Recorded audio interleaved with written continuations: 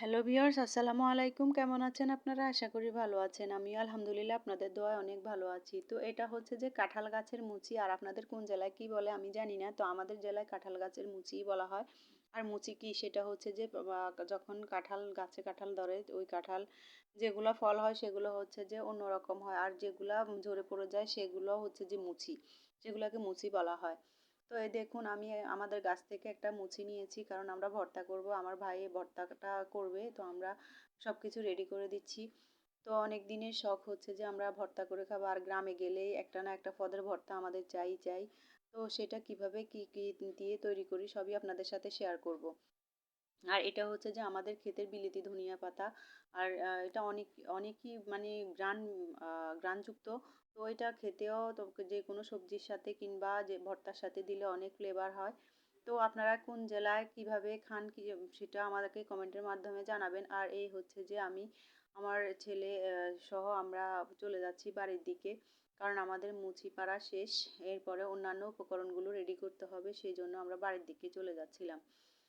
তো রাইয়ানও এইসব বিষয় খুবই উপভোগ করছিল, কারণ সেও কখনো এইগুলো দেখেনি। গ্রামের এই মানে পরিবেশটা সে অনেক উপভোগ করছিল। আর এই দেখুন আমরা আরও কয়েকটা গাছ থেকে মুচিগুলো পেড়ে নিয়েছি, কারণ আমাদের গাছে অত বেশি মুচি ধরে নাই। আর সেই জন্য আমরা চাচার গাছ থেকেও কিছু মুচি নিয়েছিলাম। তো আর টমেটো মুচি এগুলো নিচ্ছিলাম, আর কি কি দিব সবই আপনাদের সাথে শেয়ার করব। তো এই যে দেখুন উপকরণগুলো সব কিছু রেডি করছিলাম। আর আমার বোনের মেয়ে দুই বান্ধবী ওরা, ছোট 5 নম্বর বোনের মেয়ে এবং 3 নম্বর বোনের মেয়ে, ওরা খুবই ঘনিষ্ঠ বান্ধবী। আর দুজনে যেখানে যায় একসাথে যায়।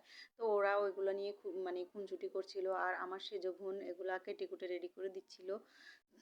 যেহেতু ভাইয়ে এগুলা মানে ভর্তাটা তৈরি করবে, সেহেতু ভাইয়ে কাটাকুটি করতে পারবে না, সে বিরক্ত বোধ করতেছে। তো সেই জন্য বোন বলছে হ্যাঁ আমি কেটে দিচ্ছি। আর এখানে ধনেপাতা রেডি করা হয়েছে। আর উপকরণগুলো আমরা যা যা দিচ্ছি সেগুলো দেখে নিন। তো আরও হয়তো কিছু জিনিস দিলে আরও ভালো লাগতো, কিন্তু আমরা তো সব কিছু সব জায়গা থেকে খুঁজে বের করতে পারছি না। যেগুলো পেরেছি সেগুলো দিয়ে ভর্তাটা তৈরি করছি। আর এখানে একটা জিনিসই মিসিং ছিল, সেটা হচ্ছে যে তেঁতুল। তেঁতুলটা ছিল, তো ভর্তা করে এভাবে সেভাবে চটপটি করে সব কিছু খেয়ে সব তেঁতুল খেয়ে ফেলেছে। তো এখানে আরও পেয়ারা দেওয়া হচ্ছে। এরপরে দেওয়া হচ্ছে এই লেবুর রস। লেবুর রসটা দেওয়া হচ্ছে এই কারণে, না দিলেও পারবেন। লেবুর রসটা দেওয়া হচ্ছে যে এখানে যেন টেস্টটা একটু টক মানে টক টক ভাবটা একটু যেন বেশি লাগে। আর ভর্তাতে যদি টক না হয় তাহলে ভর্তা তো মনেই হয় না। তো দেখুন এখানে আরও টমেটোগুলা কুচি করে দেওয়া হচ্ছে।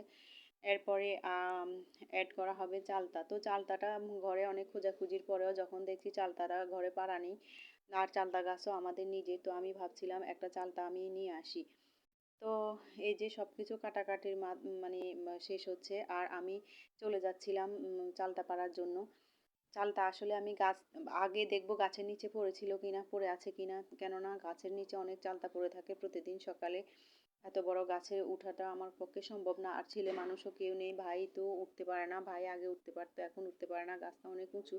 আর অনেক চালতা গাছের উপর মগ ঢালে ধরে আছে। আর দেখুন একটা ফ্রেশ চালতা পেয়েছি, যেহেতু তাহলে আমার আর গাছে ওঠার প্রয়োজন পড়ছে না। তো আমি অনেক ঘুরে ঘুরে দেখছিলাম উঠার কোনো স্কোপ পাচ্ছি কিনা, কিন্তু না, আমার দ্বারা সম্ভব না। আমি গাছে আগে যতটুকু উঠতে পারতাম এখন পারি না। এখন আমি হাঁপিয়ে যাই, মনে হয় যে পড়ে যাব এরকম একটা ভাব মনে হয়। তো সেই জন্য এখন চালতা গাছে উঠা হয় না। আর দেখুন এই যে আমাদের নিজেদের চালতা গাছ, অনেকগুলো চালতা ধরে থাকে, কেউ খায় না, সব সময় গাছের নিচে পড়ে থাকে। তো এই ফ্রেশ চালতাটা নিয়ে আমি এখন চলে যাচ্ছি বোনদের কাছে, বোন কেটে কুটে দিবে। তো এই যে আমাদের বাড়ির পিছনে মানে বেশি দূরে না, খুব কাছেই একটা ক্ষেতের পাড়ে আমাদের চালতা গাছটা। তো এসে দেখি যে বোন সব কিছু রেডি করে রেখেছে। আর আমি চালতাটা যখন দিচ্ছিলাম তখন ওইটা থেকেও কিছু অংশ নিয়ে নিবে। পুরো চালতাটা দেবে না, কারণ সবটাই বেশি টক হয়ে যাবে। তো এই যে দেখুন কাটাকাটি শেষ, এবার মাখামাখির পালা। তো ভর্তা তৈরি করতে গেলে সব কিছু উপকরণ না হলে ভালো লাগে না। তো এখানে টকটা না থাকার কারণে একটু মানে কিছু মিসিং মিসিং মনে হয়েছিল। তো এই যে দেখুন ভাই একে একে সব উপকরণ দিয়ে ভর্তাগুলো মাখানো হচ্ছিল। তো এখানে প্রথমে লবণ দিয়ে দেওয়া হয়েছিল। লবণ দিয়ে ভালো করে কষলে কষলে এগুলাকে একটু সফট করা হচ্ছিল, কারণ যত কষলানো হবে, যত সফট হবে, ততই ভর্তাটার টেস্ট বেড়ে যাবে। আর হয়তো অনেকেই ভর্তাতে সরিষার তেল দেয় না, কিন্তু আমার ভাই সব কিছুতে সরিষার তেল একটু বেশি পছন্দ করে, তো সে ভর্তাতেও সরিষার তেলটা অ্যাড করছিল। আর খেতেও অত মন্দ লাগেনি, খুবই ভালো লেগেছিল।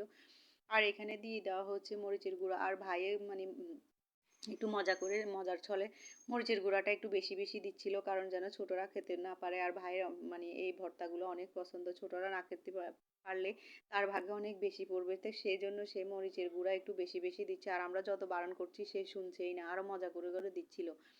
তো এমনিতে আমার ভাই মরিচ খেতে অনেক পছন্দ করে। আর দেখুন এই মাখামাখির এক পর্যায়ে সব রেডি হয়ে গেছে, আর আমরাও খাওয়া শুরু করে দিয়েছি। তো আজ এই পর্যন্ত, সবাই ভালো থাকেন, সুস্থ থাকেন। তো আমার চ্যানেল যদি আপনাদের কাছে ভালো লেগে থাকে, প্লিজ